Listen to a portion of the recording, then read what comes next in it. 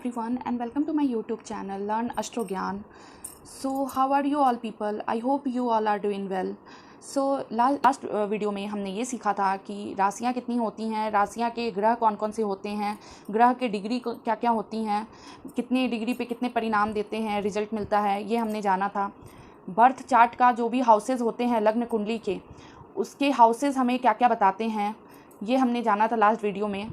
जो भी new subscriber हैं या जो भी न्यू है इस चैनल पे, आप पहले पार्ट 1 वीडियो देखिए, फिर आपको पार्ट 2 समझ में आएगा।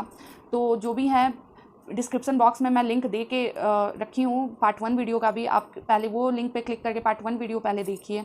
और फिर आज हम सीखेंगे कि कारक ग्रह कौन से होते हैं, मारक ग्रह कौन से होते हैं, देव ग्रह कौन कौन से हैं, दानव ग्रह कौन कौन से हैं, देव ग्रह और दानव ग्रह के बीच में कैसा रिश्ता होता है, एनिमीज़ होते हैं या फ्रेंड्स होते हैं, ये सब आज हम जानेंगे। और आज हम मेष लग्न के कुंडली में योग कारक ग्रह और मारक ग्रह कैसे निकालते हैं, ये भी आज हम सीखेंगे।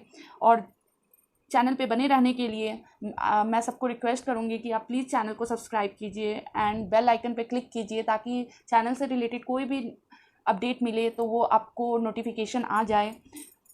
चलिए आज हम शुरू करते हैं कारक ग्रह मारक ग्रह के बारे में। सबसे पहले हम कुंडली में ये देखेंगे कि देव ग्रह और दानव ग्रह कौन कौन से होते हैं। चलिए आइए देखते हैं। और ये देखने से पहले मैं एक चीज़ और बताना चाहूँगी कि जैसे कि डिग्रीज़ होते हैं, तो डिग्रीज़ हम कैसे पता कर सकते हैं कि ग्रह के कौन ग्रह के कौन से डिग्री होते हैं। तो इसके लिए आप इंटरनेट से आप कुंडली डाउनलोड करते हैं, तो फिर आप उसमें देखते हैं कि ग्रह नक्षत्र के साथ डिग्रीज़ भी दिए रहते हैं, जिसको अंश भी कहते हैं। तो वो अंश जो दिए रहते हैं वही डिग्री होता है आपके ग्रह का, लग्न चार्ट का। तो आप वो डिग्री से पता कर सकते हैं कि कौन ग्रह कोई भी आपके महादशा अंतरदशा में कितना % रिजल्ट देगा, कितना फल देगा, ये आप उस डिग्री से पता कर सकते हैं। और एक चीज़ और, जैसे आप अगर किसी एस्ट्रोलॉजर से कुंडली बनवाते हैं तो लग्न चार्ट के साथ साथ वो वहाँ पे कुंडली में भी, जैसे पत्रिका होता है कुंडली का, उसमें भी ये डिग्रीज अंश करके लिखा होता है, वो आप एक बार चेक कीजिएगा, आपको आपके कुंडली में मिल जाएगा। चलिए अब शुरू करते हैं। जैसे कि अभी ग्रह ये होते हैं, जैसे ग्रह होते हैं, ग्रह भी 2 प्रकार के होते हैं, देव ग्रह होते हैं, दानव ग्रह होते हैं। तो देव ग्रह के कैटेगरी में कौन कौन से आते हैं पहले हम ये देखते हैं। एक देव ग्रह होते हैं और दानव होते हैं। चलिए देवग्रह में कौन कौन से होते हैं ये चलिए देखते हैं। देवग्रह में सूर्य देवग्रह में आते हैं, मंगल देवग्रह में आते हैं, फिर चंद्रमा भी देवग्रह में हम देखते हैं, फिर देवगुरु बृहस्पति भी देवग्रह में आते हैं। ये सूर्य मंगल चंद्र बृहस्पति ये देवग्रह होते हैं। दानव ग्रह कौन कौन से होते हैं? दानव ग्रह होते हैं शुक्र, दानव गुरु शुक्र दानव ग्रह होते हैं। फिर शनि कर्मदाता शनि, कर्मदेव शनि, ये भी होते हैं। फिर छाया ग्रह 2 होते हैं, राहु केतु भी दानव ग्रह में आते हैं। आप यहाँ पे देखोगे कि 4 ग्रह देव में आते हैं, 4 ग्रह दानव में आते हैं, लेकिन ग्रह तो 9 होते हैं। तो एक कौन सा बचा? एक बुध ग्रह। तो ये रहा बुध ग्रह जो होता है वो सम होता है। बुध ग्रह जो होता है वो सम होता है, मतलब बुध ग्रह की दोस्ती दानव ग्रह से होती है, देव ग्रह से भी होती है। ये जिसके साथ बैठेगा, जो भी अंतरदशा महादशा में, ये सम रिजल्ट देगा, ना अच्छा देगा ना बुरा देगा, सम रिजल्ट देगा। अब यहाँ पे हम देखेंगे कि इनके देव ग्रह और दानव ग्रह के बीच में कैसा रिलेशन होता है। जितने भी देव ग्रह होते हैं सब आपस में अति मित्रता होती है, फ्रेंडशिप होती हैं, ये फ्रेंड्स होते हैं।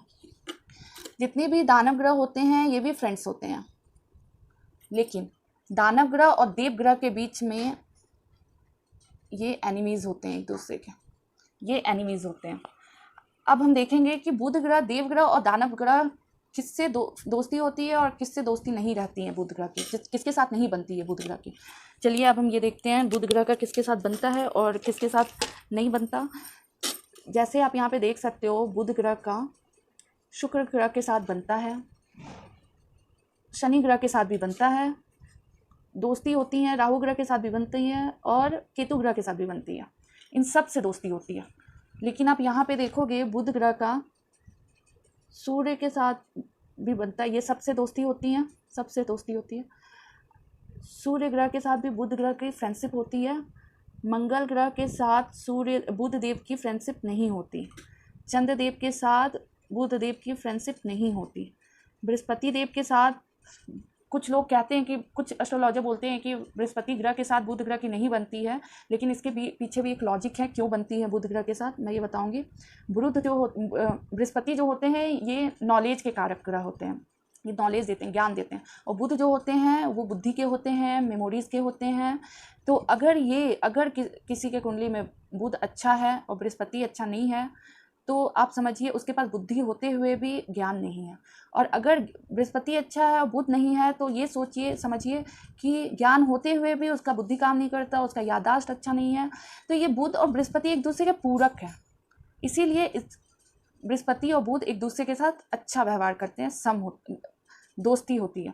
अब यहाँ पे हम एक चीज़ देखेंगे, सूर्य का शुक्र के साथ नहीं बनेगा, शनि के साथ नहीं बनेगा, राहु के साथ नहीं बनेगा, केतु के साथ नहीं बनेगा, मंगल का भी किसी के साथ नहीं बनता, सबके साथ एनिमीज़ वाला रिलेशन होता है। इधर सबका, ये चारों ग्रह का चारों के साथ किसी के साथ भी नहीं बनता, ये ऐसे एनिमीज़ होते हैं।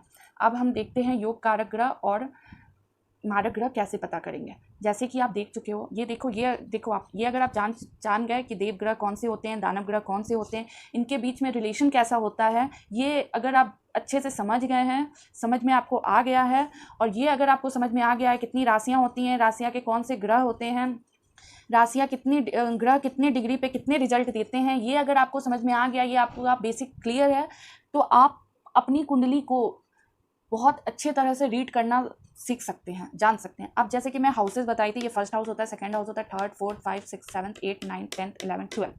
अब आप यहाँ पे कभी भी आप अपना कोई लग्न चार्ट उठाते हो, अपनी कुंडली देखते हो, तो आप या किसी की कुंडली आप देखते हो तो आप उस कुंडली में एक चीज़ नोटिस करोगे, यहाँ पे कोई नंबर लिखा होता है, 1 लिखा होता है, जैसे 1 लिखा होता है, ये 1 है। अगर ये 1 लिखा हुआ है तो ये 2 होगा, 3 होगा, 4, 5, 6, 7, 8, 9, 10, 11, 12। अगर यहाँ पे 2 है तो यहाँ 3 होगा, 4, 5, 6, 7, 8, 9, 10, 11, 12, 1।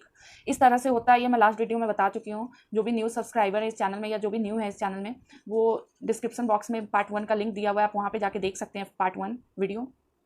तो ये जैसे 1 लिखा है तो ये कौन सा लग्न हो जाएगा, ये हो जाएगा मेष लग्न।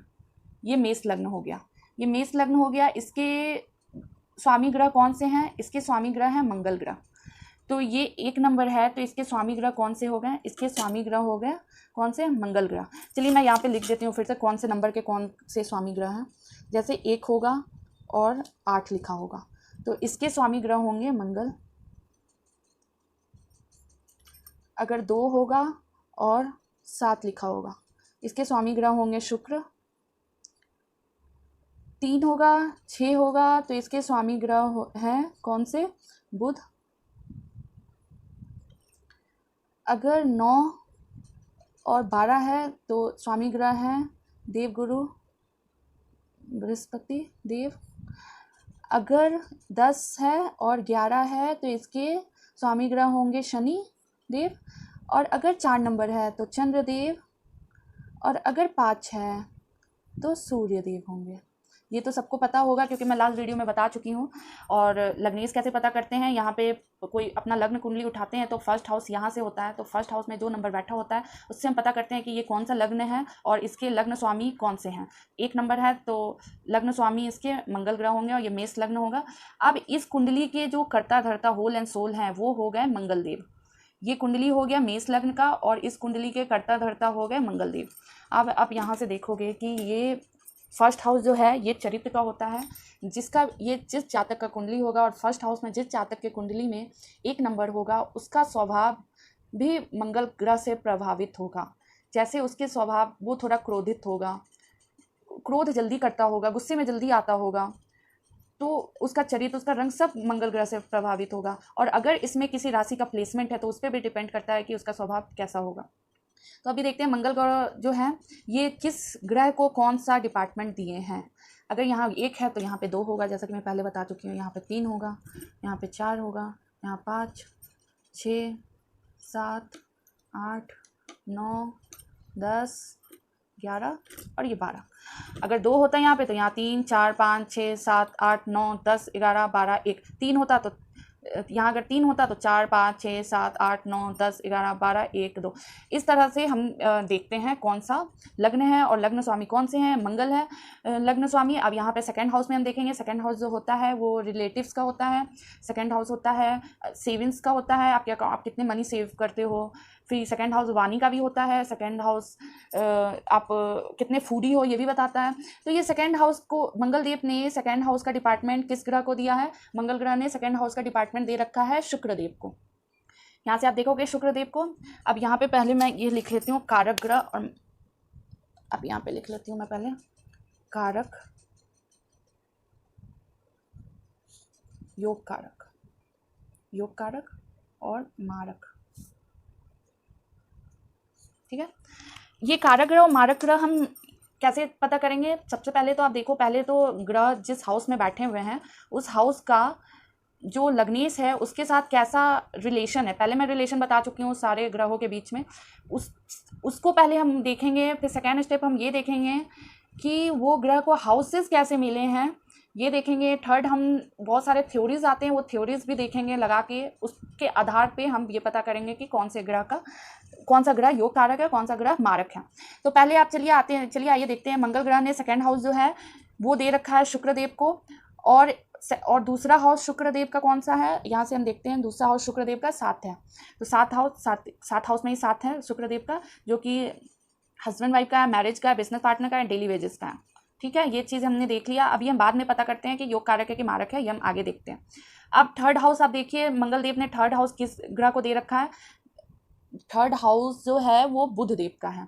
बुध देव का एक और कौन सा हाउस है? बुध देव को एक और हाउस जो मिला है वो मिला है 6th हाउस। 6th हाउस तो वैसे भी अच्छा नहीं होता है, क्योंकि 6th हाउस जो होता है वो रोग का होता है, ये एनिमीज का होता है। 6th हाउस जो होता है ये रोग का होता है। तो 6th हाउस अच्छा नहीं है, और थर्ड हाउस भी इतना अच्छा नहीं है, क्योंकि थर्ड हाउस भी स्ट्रगल का होता है, छोटी मोटी ट्रैवल का होता है। आप ट्रैवल करोगे फिर भी आपका काम नहीं बनेगा अगर किसी काम से ट्रैवल कर रहे हो तो ये थर्ड हाउस भी अच्छा नहीं होता है। अब ये थर्ड हाउस और 6th हाउस दोनों बुध देव का दिया गया है। तो एक चीज़ आप और नोटिस करोगे, ये कॉम्पिटिशन एग्जाम का भी होता है और ये स्ट्रगल का होता है, तो मेहनत का होता है। तो ये आप मेहनत करोगे और ये स्ट्रगल करोगे, दोनों बुध देव को दिया गया। तो ये हाउस वैसे अच्छा नहीं मिला हुआ है बुधदेव को, इसलिए बुधदेव ये मेष लग्न के कुंडली के लिए बुधदेव जो है ये हो जाएंगे मारक ग्रह। मारक के कैटेगरी में पहला आ गए बुध ग्रह, क्योंकि इनको दोनों हाउसेज अच्छे नहीं मिले हैं। अब 4th हाउस में आप आ जाइए। 4th हाउस जो है ये माता का होता है, सुख सुविधा का होता है, वाहन का होता है, प्रॉपर्टीज़ का हाउस होता है। तो ये हाउस और माता का होता है, तो ये हाउस अच्छा होता ही होता है। ये 2 रीजन देखिए, ये हाउस केंद्र का भी है, वैसे अच्छा हुआ ही। माता का हाउस है वो भी अच्छा हुआ। ये खुशियों का हाउस होता है, हैप्पीनेस का हाउस होता है। तो ये हाउस अच्छा मिला है चंद्रदेव को। अब चंद्रदेव 4 नंबर चंद्रदेव का होता है, चंद्रदेव को हाउस अच्छी मिली हुई है, इसीलिए चंद्रदेव तो इस मेष लग्न के कुंडली के लिए योग कारक होगा। यहाँ लिख लेते हैं, चंद्रदेव जो है योग कारक होगा। अब हम आते हैं 5th हाउस पे।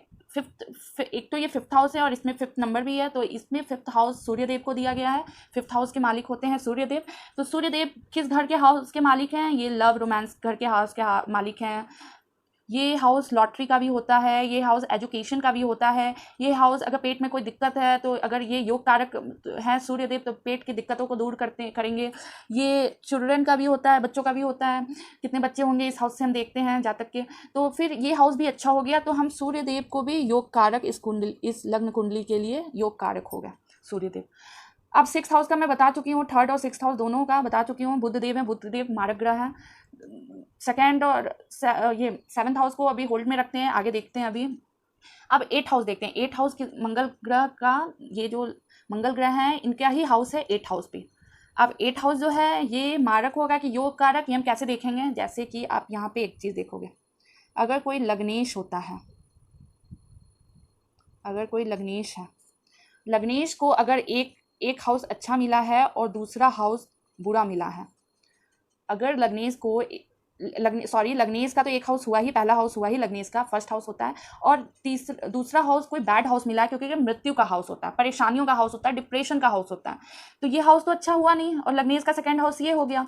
तो पहला हाउस तो, लेकिन लग्नेश का अगर दूसरा हाउस बुरा भी मिला है ना, तो भी इसको हम योग कारक में ही लेंगे। तो मंगल ग्रह तो वैसे ही योग कारक हो गया, क्योंकि वो लग्नेश है, वो मैटर नहीं करता है कि वो बुरे होंगे, बुरा हाउस दूसरा मिला है, वो उस पर डिपेंड नहीं करता है उनको मारक ग्रह के कैटेगरी में लाने का। हाँ, लेकिन उनका प्लेसमेंट भी देखेंगे हम, कि लग्नेश होकर अगर ऐसे 6 में बैठ गए, 12 में बैठ गए, तो उस पर डिपेंड करता है, क्या डिग्री लेके बैठे हैं, तो उस पर भी डिपेंड करता है कि वो योग कारक हुए कि मारक हो। अब हम 9th हाउस देखते हैं। 9th हाउस जो होता है वो पिता का हाउस होता है, ये पिता का हाउस होता है, और ये भाग्य का हाउस होता है, ये हायर एजुकेशन का, स्टडीज़ का भी हाउस होता है, ये फॉरेन ट्रिप का भी हाउस होता है, ये धर्म में आप कितनी रुचि रखते हैं ये भी बताता है ये हाउस। तो ये हाउस तो वैसे अच्छा होता है, और ये हाउस त्रिकोण हाउस भी, जो ये त्रिकोण हाउस होते हैं ना, ये अच्छे हाउसेज होते हैं, और ये केंद्र के हाउस और त्रिकोण हाउस अच्छे हाउस होते हैं। ये बहुत पावरफुल हाउसेज होते हैं, 1, 4, 7, 10, 5, 9, ये बहुत पावरफुल हाउसेज होते हैं। तो ये हाउस किसको मिला है? ये मिला है देवगुरु बृहस्पति को। अब यहाँ पे देखेंगे देवगुरु बृहस्पति को सेकंड हाउस कौन सा मिला है? सेकंड हाउस इनको मिला है कौन सा? इनको मिला है सेकंड हाउस खर्च का, जेल यात्रा का, हॉस्पिटल खर्चा का, ये मोक्ष का भी है। तो ये सेकंड हाउस जो मिला है 12 हाउस, जो दूसरी हाउस मिली है 12 हाउस बृहस्पति को, ये इतनी अच्छी हाउस नहीं मानी जाती है। तो ये दोनों हाउस को पे भी एक थ्योरी बैठता है, अगर त्रिकोण का कोई हाउस है, जैसे त्रिकोण ये हो गए, ये हो गए, और उस पहला हाउस त्रिकोण है किसी ग्रह का, और दूसरा हाउस जो है वो बुरी, मतलब अच्छी हाउस नहीं है, अच्छी हाउस नहीं मिली है दूसरी, तो उसको भी हम योग कारक में ही गिनेंगे। तो ये हो गया बृहस्पति ग्रह भी इस योग कारक हो गए, ये मेष लग्न के कुंडली के लिए। अब हम देखते हैं 10th हाउस और 11th हाउस। 10th हाउस और 11th हाउस जो होता है, 10 और 11 देखिएगा, यहाँ पे 10, 11 जो होता है वो शनि ग्रह का होता है। 10 हाउस और 11 हाउस जो है वो शनि ग्रह का है। तो यहाँ पे आप देखिए ये हाउसेस किस चीज़ की है। पहले तो आप यहाँ पे फ्रेंडशिप भी देखिए, 10th हाउस और 11th हाउस मंगल ग्रह की, 10th और 11th शनि ग्रह से बिल्कुल मित्रता नहीं है, ये एंटिक होते हैं एक दूसरे के, सारे ग्रह मतलब एनिमीज होते हैं, तो अच्छे नहीं है, लेकिन हाउसेज अच्छे हैं। आप ये नोटिस करना, हाउसेज अच्छे, एक कर्म का हाउस है, प्रोफेशन का हाउस है, कितने सक्सेसफुल होंगे वो वाला हाउस है। और दूसरा जो हाउस मिला है शनिदेव को, वो हाउस मिला है उनको लक्ष्मी का, कितने पैसे आएंगे, ये हाउस मिला है। ताऊ का मिला है, बड़े भाई का मिला है, गुरु का मिला है, ये दोनों हाउसेज अच्छे माने जाते हैं। तो अच्छे हाउस मिले हैं, हालांकि लेकिन रिलेशन दोनों का अच्छा नहीं है, शनि और मंगल का, शनि और मंगल का रिलेशन अच्छा नहीं है, लेकिन हाउसेज अच्छे मिले हुए हैं। तो यहाँ पे शनि जो है इस कुंडली के लिए सम का काम करेंगे। सम मीन्स ना अति मित्रता ना ही दुश्मनी। तो ये शनि जो हो गए, ये एक कैटेगरी और मैं डाल देती हूँ यहाँ पे सम का। सम में कौन हो गए? सम में आ गए शनिदेव, सम में आ गए शनिदेव। अब आप आगे बढ़ते हैं। अब 12 हाउस जो है, जैसा कि मैं बताई थी, वो बृहस्पति देव का है। नहीं अच्छा होते हुए भी फर्स्ट पॉइंट तो ये है कि उनको एक घर त्रिकोण का मिला है, और सेकंड पॉइंट ये है कि मंगल ग्रह और बृहस्पति देव दोनों में दोस्ती है। सेकंड पॉइंट भी हो गया ये वाला थ्योरी भी काम करेगा, और दोस्ती का भी थ्योरी काम करेगा, तो इसीलिए योग कारक हो गए। अभी डिटेल में आप समझते हैं। चलिए आइए, फर्स्ट हाउस, जैसा कि मैं वही थी, फर्स्ट हाउस जो है वो मंगल ग्रह का हो गया, लग्नेश हो गए मंगल ग्रह इस कुंडली के, सारे होल एंड सोल हो गए, कर्ता धर्ता हो गए। अब ये सबको काम बांटेंगे, हर एक हाउसेस में ग्रह को काम बांटेंगे। तो फर्स्ट हाउस, ये सेकंड हाउस इन्होंने दिया, मंगल ग्रह ने दिया शुक्रदेव को फिर सेकंड हाउस और 7th हाउस दिया है। सेकंड हाउस जो होता है सेविंग्स का होता है, रिलेटिव्स का होता है। 7th हाउस होता है हस्बैंड वाइफ का होता है, पार्टनर का होता है, बिजनेस पार्टनर का होता है, डेली वेजेस का होता है, मैरिजेस का होता है। तो ये जो दे रखा है 2 हाउसेस मंगल देव ने, ये हम इसमें अष्टम टू अष्टम और अष्टम टू द्वादश थ्योरी होती है। एक थ्योरी के अकॉर्डिंग ये दोनों शुक्रदेव जो हो गए वो मारक ग्रह हो गए। ये थ्योरी के अकॉर्डिंग ये मारक ग्रह हो गए, क्योंकि यहाँ पे मंगल ग्रह का शुक्रदेव से, मंगल देव का शुक्रदेव, मंगल ग्रह देव ग्रह है, शुक्रदेव दानव ग्रह है, तो दोनों में एनिमी है दोनों एक दूसरे के। और सेकंड पॉइंट आप देखोगे अष्टम टू अष्टम और अष्टम टू द्वादश थ्योरी लगेगा इस पर, वो मैं आगे बताऊंगी, वीडियो में क्लियर कहूँगी। अभी बताऊंगी तो आप कंफ्यूज हो जाओगे, इसलिए वो मैं बताऊंगी। उसके अकॉर्डिंग ये शुक्रदेव जो है वो मारक ग्रह हो गए। अब यहाँ पे थर्ड हाउस और सिक्स्थ हाउस जो है ये मैं बता चुकी हूँ, बुध ग्रह का होता है। बुध ग्रह जो होते हैं उनका मंगल ग्रह के साथ अच्छा नहीं बनता है। मंगल ग्रह अगर क्रोध के भी कारक हैं तो बुध ग्रह बुद्धि के कारक हैं, और क्रोध और बुद्धि साथ में नहीं काम करता। बुद्धि काम करता है तो क्रोध नहीं होना चाहिए, क्रोधित व्यक्ति कभी बुद्धिमान नहीं होते। तो इसलिए ये दोनों एक दूसरे का नहीं बनता आपस में, तो ये बुध ग्रह को हाउसेस भी अच्छे नहीं मिले, इसलिए ये मारक हो गए। अब यहाँ पे आप देखोगे कि फोर्थ हाउस चंद्रदेव को सुख सुविधा वाला हाउस है, तो ये चंद्रदेव और मंगल देव के बीच में फ्रेंडशिप है, तो ये योग कारक ग्रह हो गए। फिफ्थ हाउस जो है वो अच्छे हाउस है, त्रिकोण के भी हाउस है, ये अच्छे हाउस हैं। सूर्यदेव को अच्छी हाउस मिली हुई है, और ये फिफ्थ हाउस जो है सूर्यदेव की है, तो सूर्यदेव और मंगल देव के बीच में फ्रेंडशिप है, तो ये भी योग कारक हो गए, सूर्यदेव भी। अब आप ये तो आप जान चुके हो कि शुक्रदेव मारक हुए। अब यहाँ पे लग्नेश का खुद एक हाउस जो है वो अच्छा हाउस नहीं मिला है, बुरी हाउस मिली हुई है। ये हाउस मृत्यु का होता है, परेशानियों का होता है। लेकिन लग्नेश का अगर दूसरा हाउस बुरा हुआ तो भी उसको हम योग कारक में लेके काउंट करते हैं। बाकी बाद में हम डिग्रीज और बाद में हम उसका ग्रह का प्लेसमेंट, लग्नेश का प्लेसमेंट देखते हैं, फिर तय करेंगे। लेकिन अभी मेष लग्न के कुंडली के अकॉर्डिंग ये योग कारक हुआ।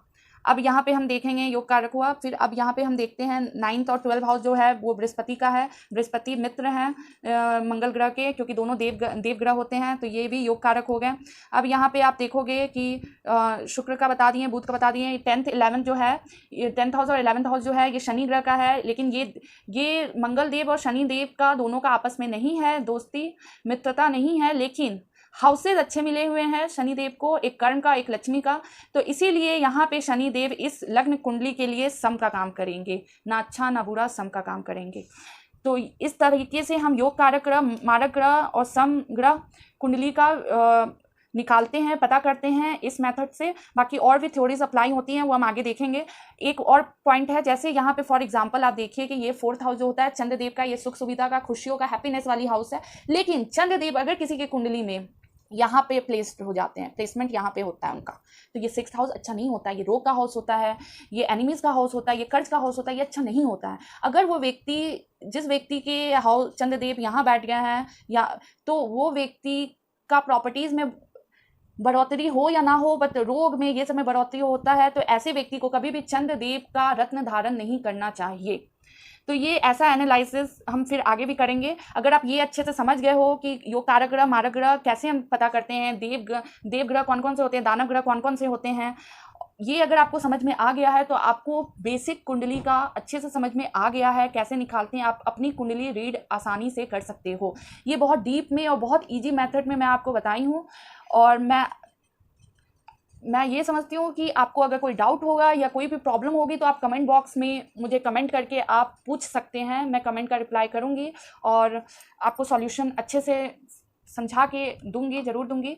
तो आज के वीडियो के लिए बस इतना ही। बाकी हम नेक्स्ट वीडियो में मिलेंगे और उसमें हम ये देखेंगे कि उच्च के ग्रह कौन से होते हैं, नीच के ग्रह कौन से होते हैं। और आज के लिए बस इतना ही, और मेरे चैनल को प्लीज़ सब्सक्राइब जरूर कीजिएगा और बेल आइकन को भी प्रेस कीजिएगा ताकि कोई भी नोटिफिकेशन मिले आपको चैनल के रिलेटेड, वो आपको नोटिफिकेशन मिलता रहे। और आज के लिए बस इतना ही, नेक्स्ट वीडियो में फिर मिलते हैं, बाय।